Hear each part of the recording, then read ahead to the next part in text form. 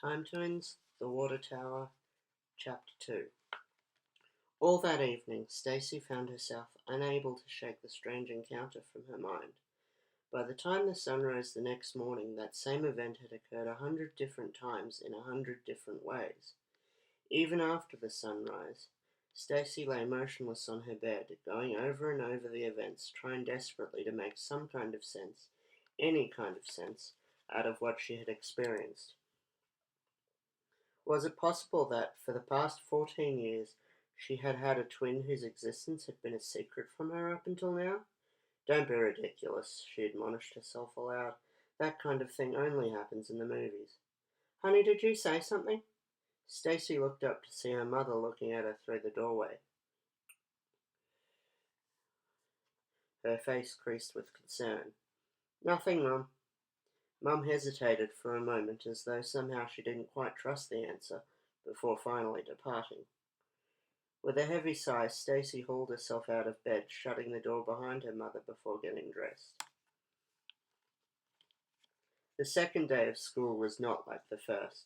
For one thing, instead of her mother driving her to school, she simply caught the bus. The school bus stop was about a block and a half from her house, a short walk which Stacey found refreshing after her restless and somewhat confusing sleep.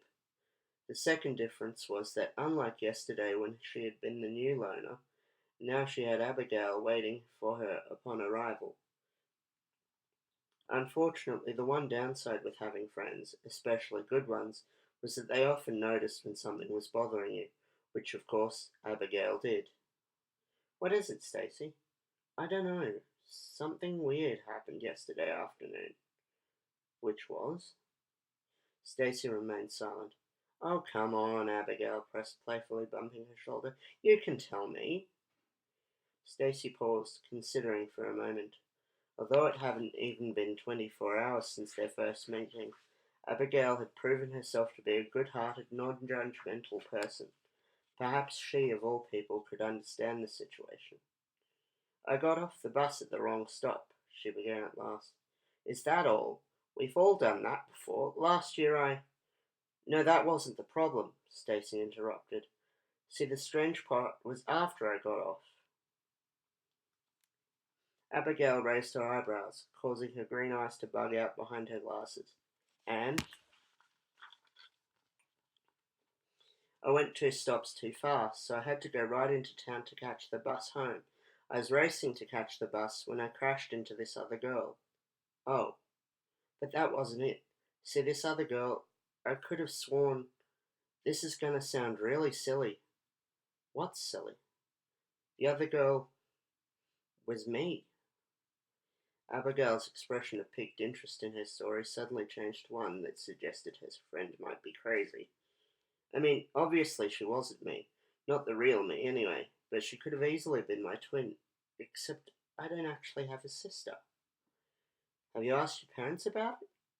No, I mean, I can't. I mean, surely they'd have told me about something like that, wouldn't they? Not necessarily. What if, for example, they had to give her up for adoption, or maybe they thought she died at birth? They might not want you to know you even had a sister until they thought you were old enough to understand. But Stacey could tell by the way she spoke that even Abigail didn't think these were such credible possibilities. So what do you suggest? I think you should ask your mother. Find out if she knows anything about who this girl is or where she might be from. You mean, ask my mother if she's been lying to me for the last 14 years? Abigail looked ashamed for even suggesting it. Forget I said anything. Maybe it wasn't even real. Maybe you dreamt the whole thing. Outwardly, Stacey agreed with her new friend. Inwardly, she couldn't shake the feeling that she was right before, that maybe her parents had been hiding a secret twin from her for most of her life. The question was, why would they do such a thing? Why would they not want either girl to know about the other's existence? After all, her twin had looked nearly as freaked out to discover her existence as she had been. The more she thought about it, the more convinced Stacey became that there was more to the story than she'd just learned. Excuse me, guys.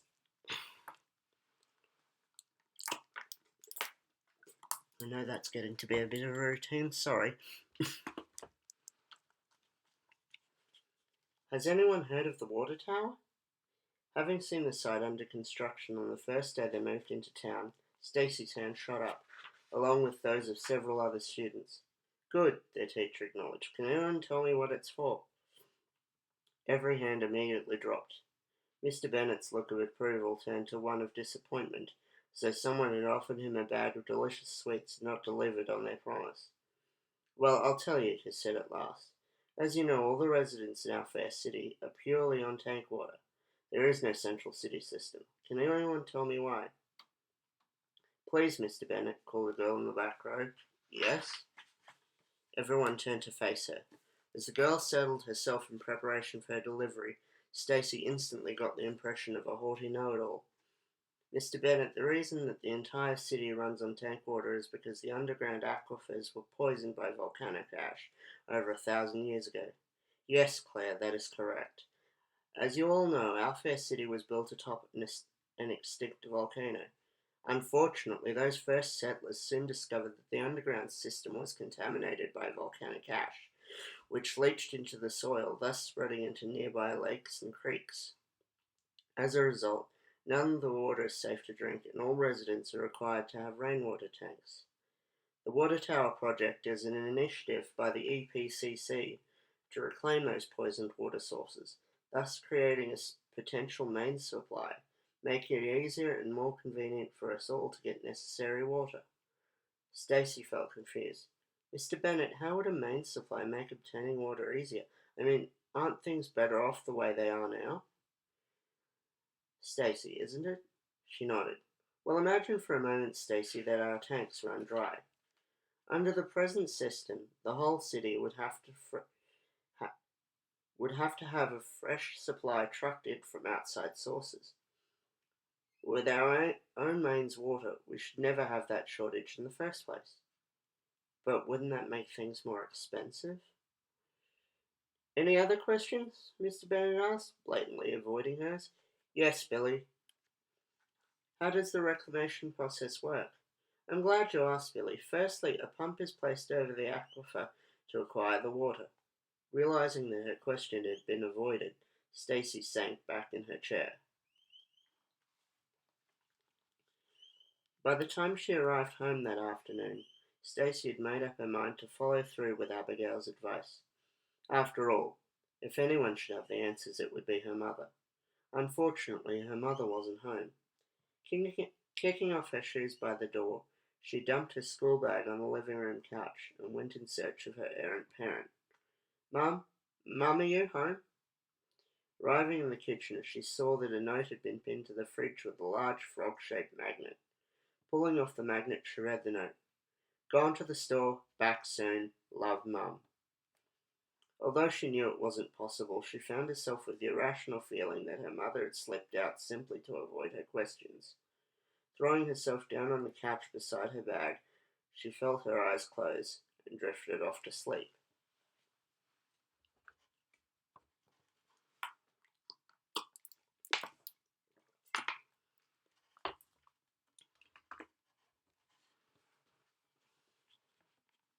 In her dream, the other girl was there, her twin. Although Stacey found herself unable to speak, her twin was not similarly handicapped. Instead, she was firing questions at her. Who are you? She barked. Where did you come from? What are you doing here? Why are you wearing my face? Stacey continued to stand there motionless, unable to speak. Instead of giving up, however, her twin continued the interrogation, firing the questions so fast that Stacey could barely understand them, shouting so loudly that she was actually screaming. The stress was too much, and Stacey became terrified. She felt someone grab her shoulder, shaking her roughly. No, she screamed. No, let go of me! She tried to shake off her attacker, only to realize that she was awake and it was only her mother. Throwing her arms around her mother, she hugged her tightly. Honey, what was that all about? It doesn't matter, she replied, blinking away tears in the corners of her eyes. Whatever she'd wanted to ask her mother, there was little harm in its waiting one more day. So how'd it go? It was the next day, and Abigail had come to meet her as she climbed off the bus. How'd what go? What do you mean, how'd what go? Abigail demanded. The conversation with your mother, of course. The one about how she and your father had been hiding a secret twin from you all your life. Oh, that. I didn't ask her. What? Abigail exploded. I didn't ask her, Stacey repeated blandly. Well, why not? I don't really know, Stacey replied.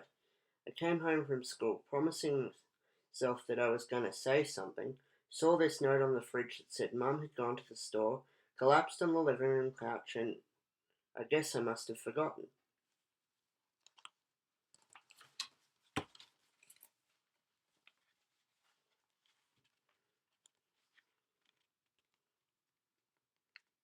She didn't bother telling Abigail about her nightmare, about her twin bellowing the same questions at her that she'd hoped her mother could answer.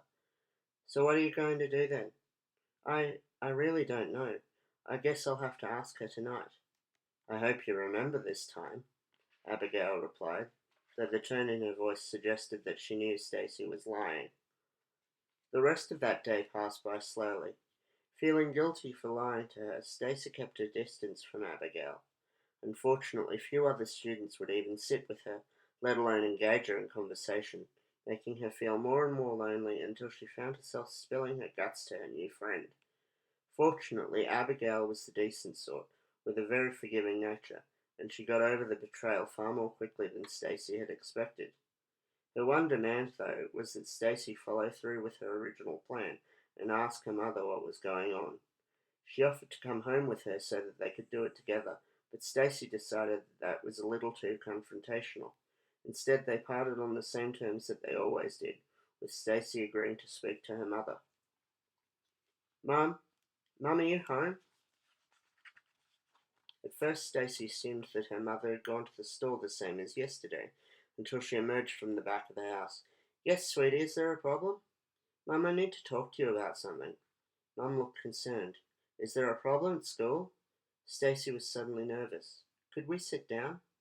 The two of them moved to the living room couch, Stacey shoving her bag to the floor. What is it, dear? Mum, I need to ask you something important, and I need you to be completely honest with me. Mum nodded gravely. Do I have a sister? Excuse me? Do I have a sibling you're not telling me about? Not to my knowledge. Why? Are you sure there wasn't some twin sister you maybe gave up for adoption when we were little? Mum laughed. Sweetheart, I think maybe you've been watching The Parent Trap a little too often. I can assure you that unless your father has a twin he's not told us about, you're an only child, and you certainly don't have a twin. Stacey felt deflated. It had been her only chance to understand the mystery of the strange girl she'd encountered, but her mother denied any knowledge of a second daughter. Oh, okay. Look, sweetheart, Mother said, rubbing her shoulder. I know you've always wished you had a brother or sister to play with, but the truth is that your father and I weren't on the best of terms after you were born. We held on as long as we could, for your sake, but it would have been a very unhealthy environment to bring another child into.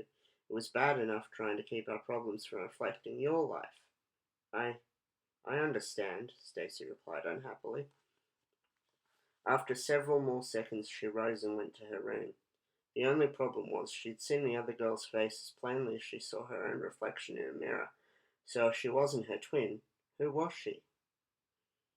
Her fingers shaking, Stacey plucked the phone off its cradle. Unfortunately, her hands were shaking so much that she dropped the small grey handset twice before she had a decent enough grip on it. Holding it closely, she screwed up her forehead as she tried to remember the number. Oh yeah, that's right. Punching the numbers into the keypad, she held the handset to her ear. She could have simply put the phone on speaker, but she didn't really want her mother overhearing the phone call. This call could not be connected, announced a tinny voice at the other end. Please check the number and try again. Your call. Stacey disconnected the call, trying to think what she could have done wrong. She felt certain the number was correct. Dialing the same number, she found herself facing the same message. Hang on, she told herself. I've forgotten the area code. Having lived in Brisbane most of her life, she'd never actually needed it up until now. She redialed the number, including the area code. Hello? Hello, this is Stacey Stevens.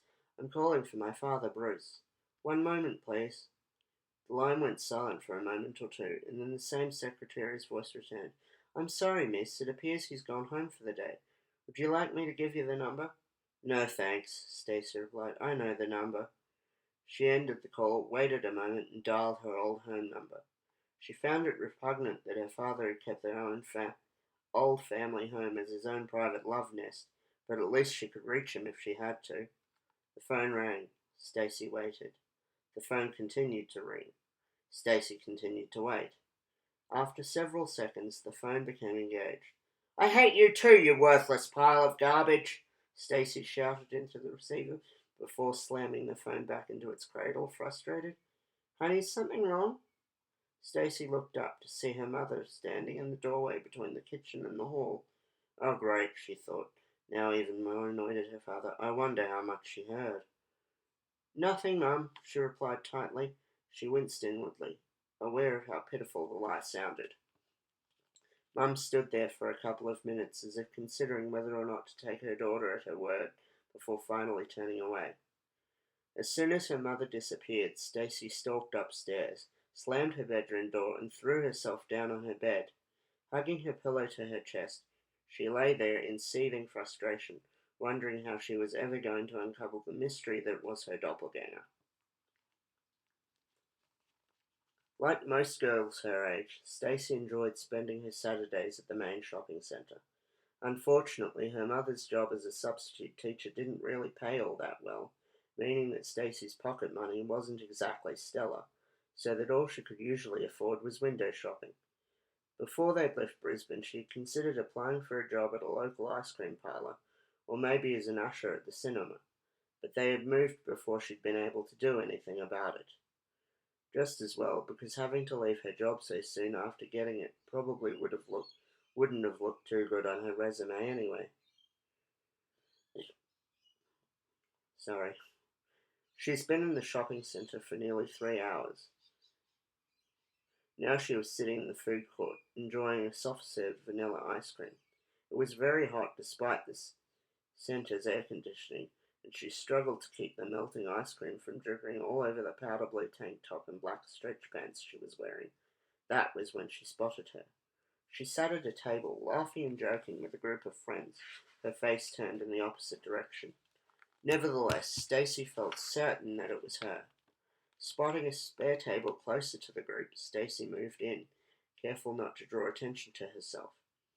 Although from a distance she had seemed to be the same height as Stacey herself, this blonde girl was actually several inches shorter and older by a couple of years. Her build was not quite as slim either. Also, she had freckles on her nose and wore glasses. Excuse me, is there some reason you're staring at us? Stacey blinked, realizing that the blonde girl was addressing her. Sorry, I thought you were someone I knew. Expecting her to rant and scream, Stacey was shocked when the girl extended her hand instead. I'm Sarah. Stacey returned the gesture, shaking Sarah's hand. I'm Stacey. Well, Stacey, is it your custom to stare at all your friends? 'Cause I gotta tell you, it's way creepy. Oh, yeah. No. I'm sorry about that. She didn't know which was more embarrassing. The fact that she had been caught staring at a complete stranger or Sarah's nonchalant reaction to the whole thing. So what's this friend of yours like, this person you thought I was? Friend is hardly the right word, she scoffed. How dare that stupid doppelganger make her so paranoid that she was staring at complete strangers wondering if they were her? Where did she get off dominating her life like...